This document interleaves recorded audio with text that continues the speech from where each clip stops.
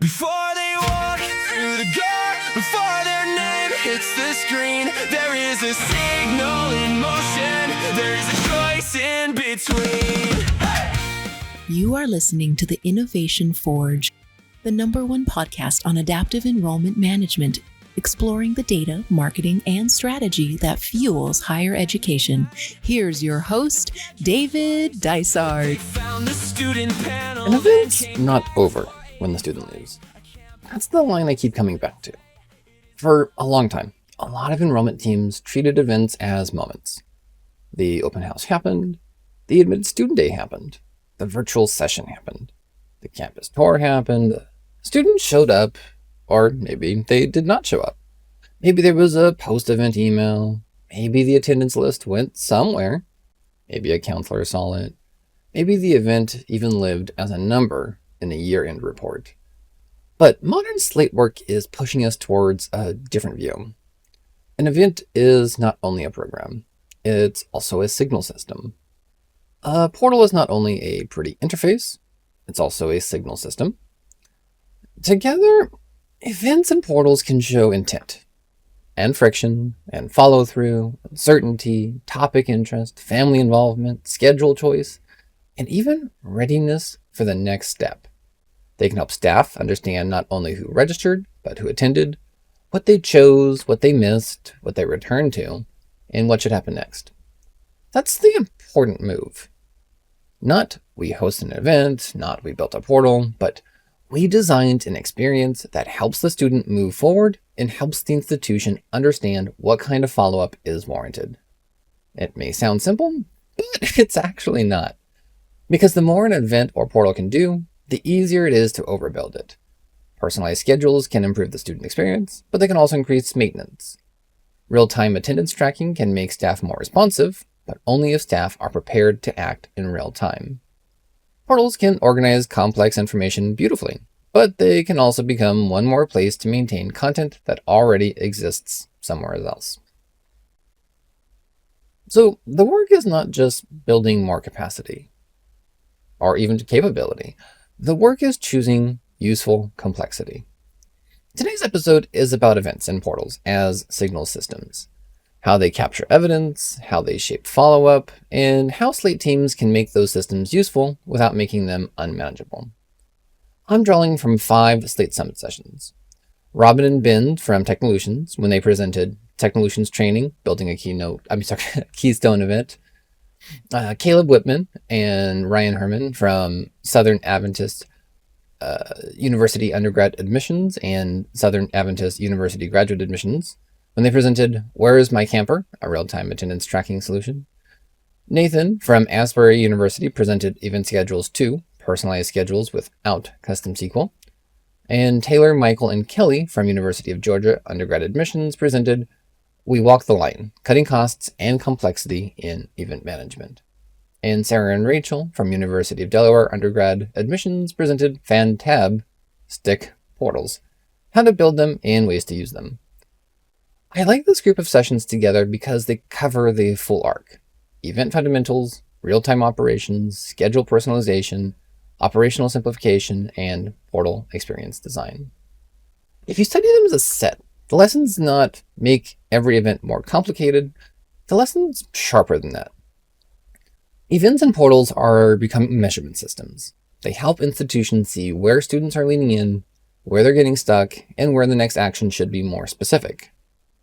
The craft is deciding which signals are worth capturing and which actions are worth building. Welcome to the Conference Insights Engine, presented by the Innovation Forge. I'm David Dysart, and this series is about turning Slate Summit material into interpretation and application. Let's start with the basic shift.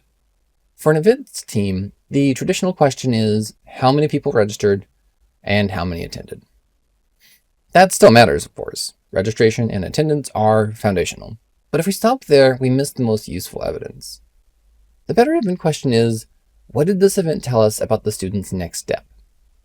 Registration tells us something. Attendance tells us something more. A no-show tells us something different. A student who chooses a financial aid session over a student life session tells us something.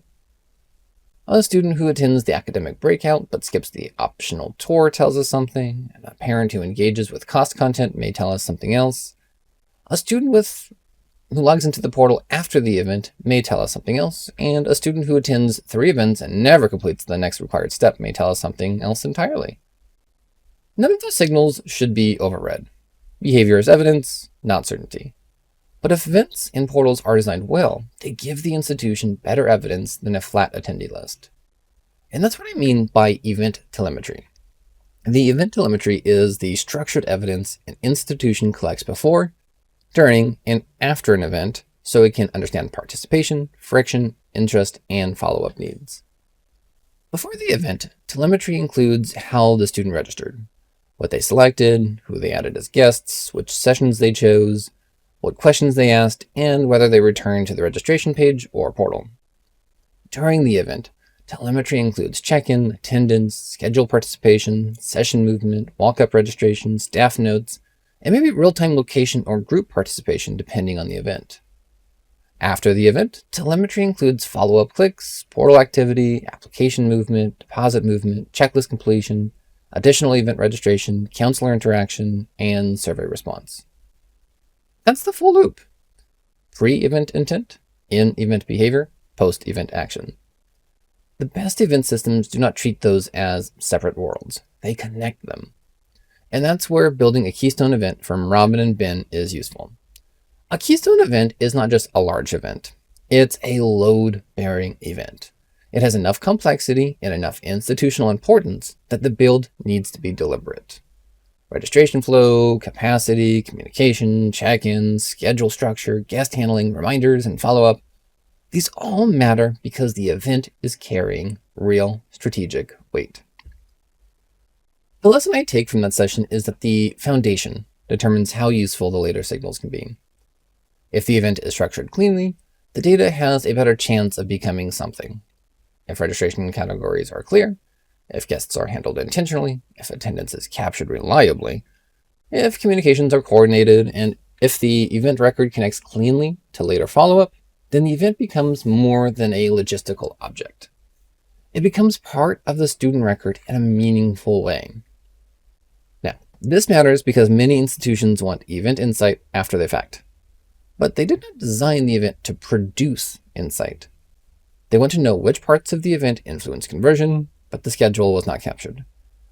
They want to know whether academic sessions mattered, but session choice was not stored cleanly. They want to follow up with no-shows, but attendance was incomplete. They want to compare guests and students, but the guest structure was, you can guess it, inconsistent. The stronger approach is to design the event with follow-up in mind. That does not mean every event needs an elaborate data model. A simple campus tour does not need to become an analytics project. But for major events, the planning question should include, what should we know at the end of this event that we do not know at the beginning? That question changes the build. It affects the registration form, it affects schedule options, it affects event populations, it affects check-in, it affects staff roles, it affects follow-up queries, it affects reporting. And it keeps the team from collecting data just because it's possible. That's the first principle. Capture the signal you are prepared to use. The Southern Adventist session, Where is My Camper, brings this into real-time operations. Caleb and Ryan present on a real-time attendance tracking solution. And the phrase real-time is important. A lot of event data becomes useful later. Real-time attendance data is different because it can change what staff do while the event is still happening. And that's a different level of operational maturity. If a team can see that a participant has not checked in, someone may be able to call, text, redirect, or help. If staff can see that the group is missing from a session, they may be able to locate them before the next transition. If an event serves minors, families, or structured groups, knowing where participants are is not only a reporting issue, it's a service and safety issue. And that's the practical force of the Southern Adventist example. But real-time tracking only matters if the team has a real-time response plan. Otherwise, it becomes a dashboard people admire after the moment has passed. And the useful pattern is not simply track more things live. It's track the things staff can act on while action is still possible. That means the event team needs role clarity. Who watches the data, who responds, who contacts the student or group leader, who updates the record, who handles exceptions, who decides when a missing check-in is actually a problem. You don't need a theatrical command center for every event, but if you are building real-time tracking, you need to decide what real-time action means. And that's the second principle. If the signal is live, the response has to be live too. Nathan's Asbury's session, event schedules to personalized schedules without custom SQL, takes us into another dimension, personalized schedules. And this is one of the most interesting areas in event work because it sits right at the intersection of student experience and operational complexity. A personalized schedule can make an event feel much more relevant. A student can see the sessions that fit their academic interests, student type, visit goals, family needs, or registration choices. Staff can organize the day more intelligently. The student's not just dropped into a generic agenda. The event feels shaped. The key phrase in Nathan's session title is without custom SQL. That matters because one of the ways event systems become fragile is that they depend on technical work that only one, maybe two people can maintain.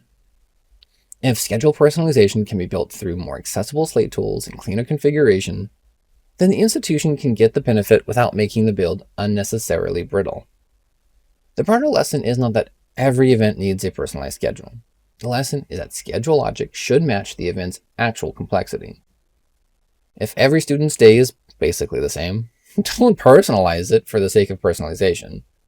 If the event has meaningful tracks, competing sessions, student type differences, academic breakouts, family options, or required versus optional components, then schedule personalization can improve both the experience and the data. The schedule itself becomes a signal. A student who can choose a nursing session, a financial aid session, and a parent panel is telling you something different from a student who chooses engineering, honors, and undergrad research. Again, we should not overread it, but the schedule selection can support better follow-up than a generic thanks for attending message. A strong post-event follow-up should not only know that the student attended, and should know enough about the experience to continue the conversation. And that's the third principle. Personalization is most useful when it improves both the student experience and the follow-up evidence. The University of Georgia session, We Walk the Line, is an important counterweight to the instinct to make everything more sophisticated. Taylor, Michael, and Kelly focus on reducing cost and complexity in event management. That theme belongs in the same conversation as real-time tracking and personalized schedules because the best event system is not the most complex system. And I know it hurts my soul to think that I don't need to make it as complex as physically possible as well. It's the system that gives the institution enough structure to serve students well and enough simplicity to keep operating cleanly. This is a discipline problem. Slate teams can build impressive event machinery, but every additional layer has a cost. More registration options means more logic. More schedule paths mean more testing. More communication branches mean more copy. More data capture means more definitions. More staff roles means more training. More moving parts means more failure points. That does not mean avoid complexity. It means spend complexity where it returns value. For a high-stakes admitted student program, personalized schedules, careful attendance tracking, and segmented follow-up may be worth it. For a small virtual information session, that same machinery might be overkill. For a high-volume campus tour program, simplicity and repeatability may matter more than personalization. Or you could use my tour guide autoresponder for scaling complexity and high volume.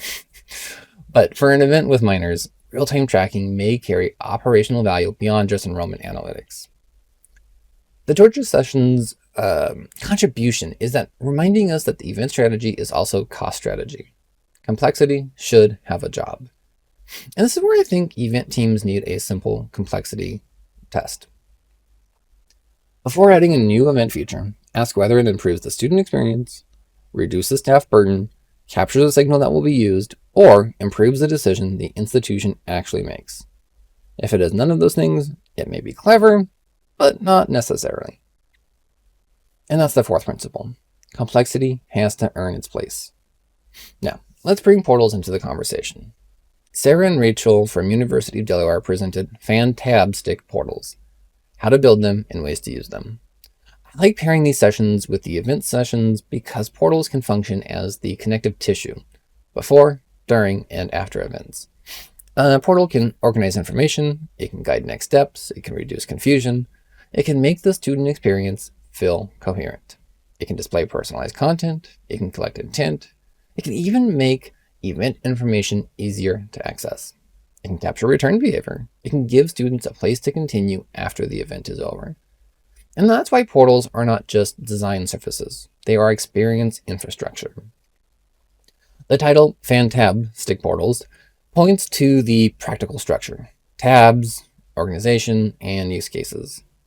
Tabs matter because they allow a portal to separate different kinds of information without making the experience feel like one long wall of content. A student can move through academics, events, next steps, resources, community, financial aid, or enrollment tasks in an organized way. But the portal should not exist just because the team can build one. A portal needs a purpose. It should answer a real experience problem. Maybe students are confused about next steps. Maybe event registrations need a day of hub.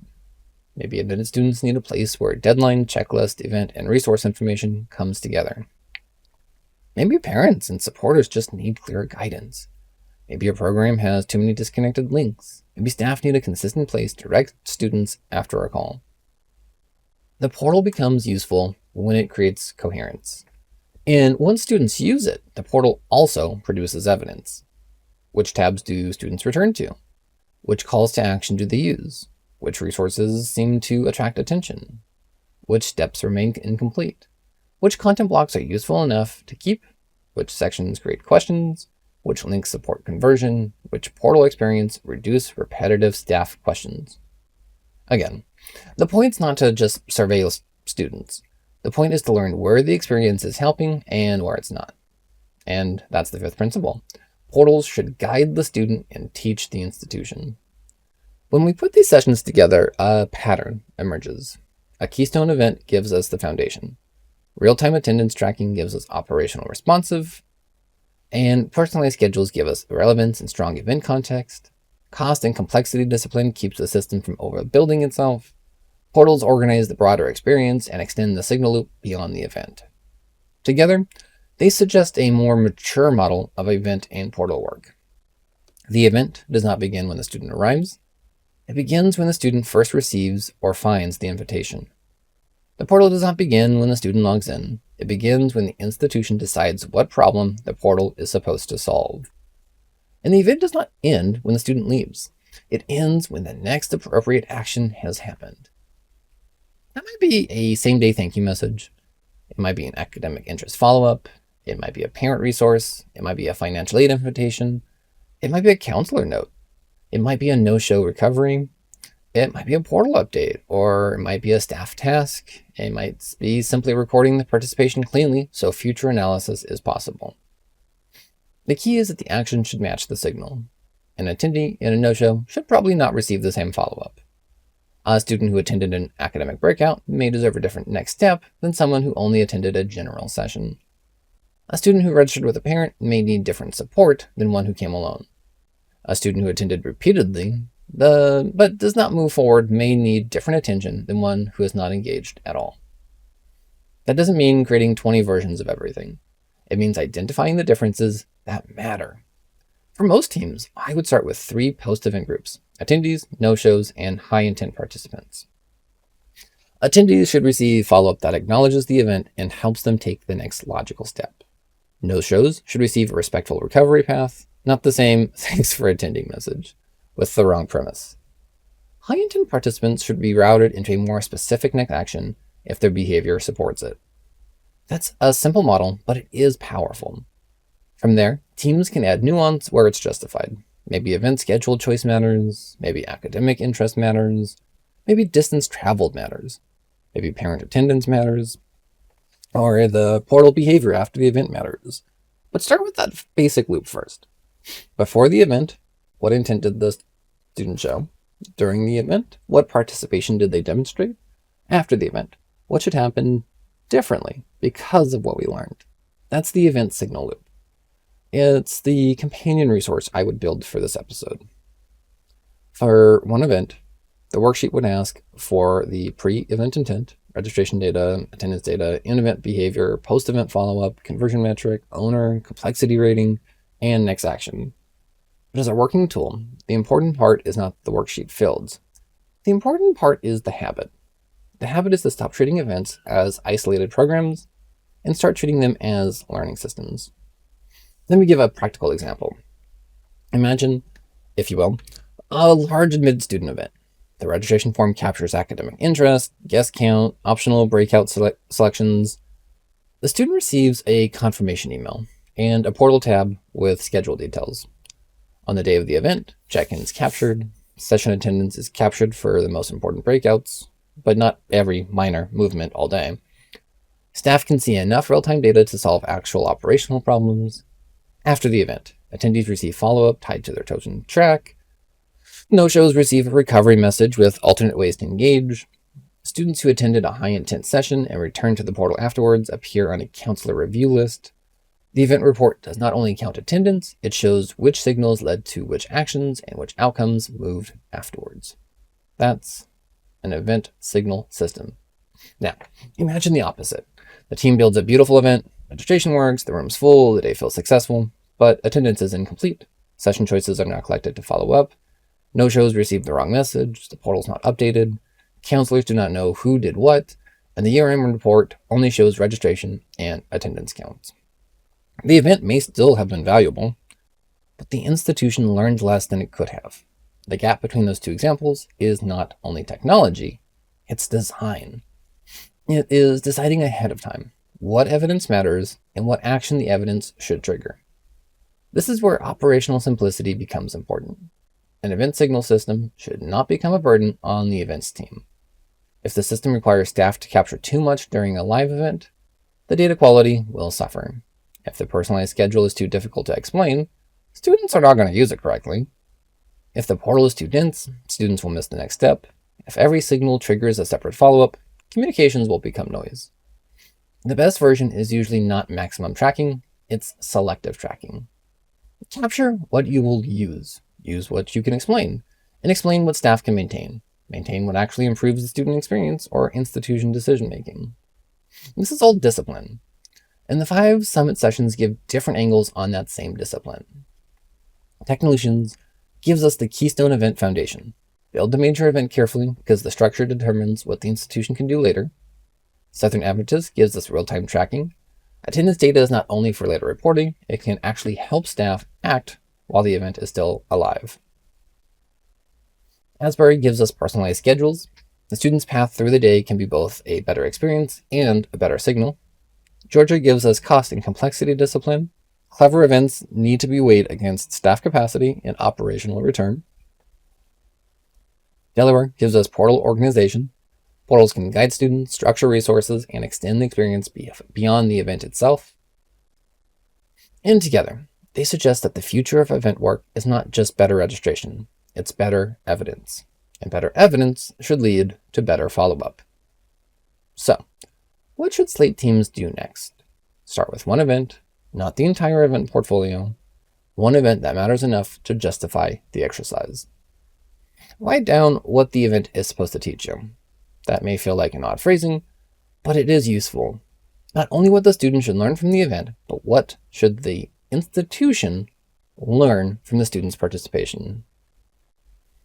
Then, identify the 3 or maybe 4 signals worth capturing. Don't try to capture everything. Registration source, attendance, session choice, guest participation, portal return, post-event clicks. These may be enough. The right signals depend on the event.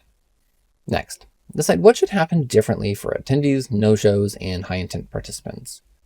If the follow-up is identical for everyone, the event data is not yet being used operationally.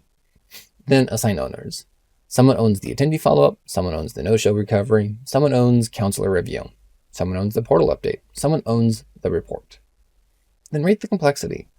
A simple event can have a simple capture and a simple follow-up. A high-stakes event can justify more, though. The rating is not about ambition, it's about fit. Finally, review the event after follow-up has had time to work. Did the signals help? Did the follow-up happen? Did staff understand their roles?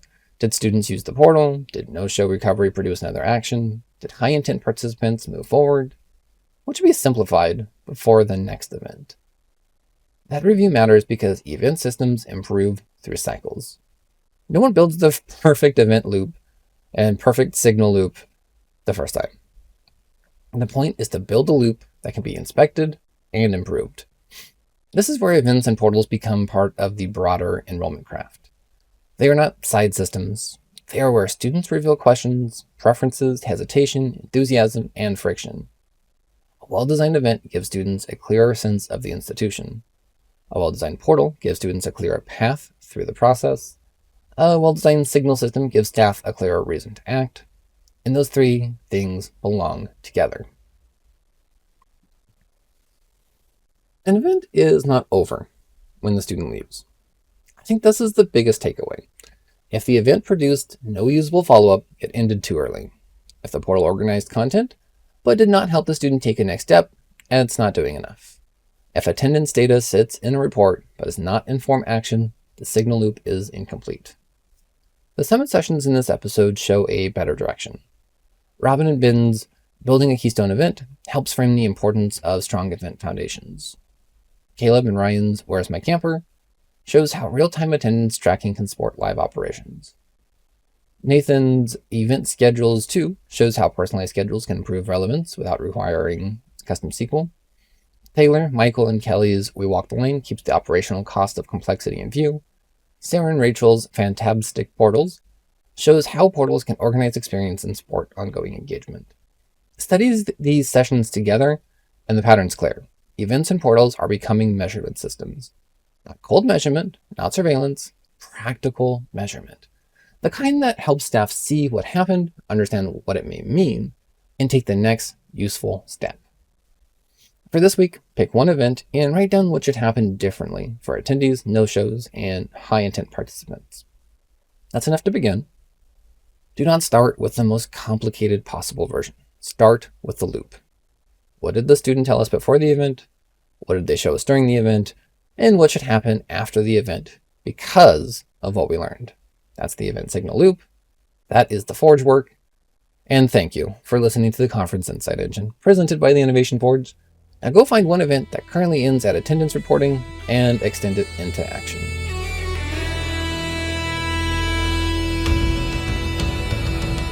If you enjoyed today's episode, please grow the guild by rating and reviewing the Innovation Forge podcast or sharing it with a colleague who needs to hear about these creative crossovers in education. The best review or comment every month will get an ebook of my book, of course. Particularly great ones will also be featured on future episodes. Thank you so much for joining me in the workshop today. Remember to strike true, and let's forge something extraordinary together.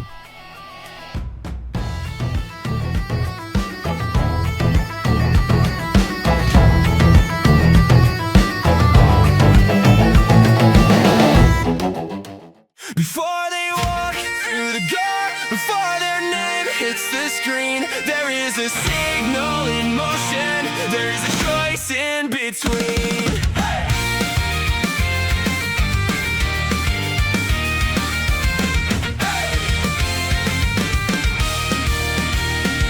They clicked on the map at midnight, they checked the schedule twice, they found the student panel, then came back for aid advice. A campus day is not a day, it is a line we get to read.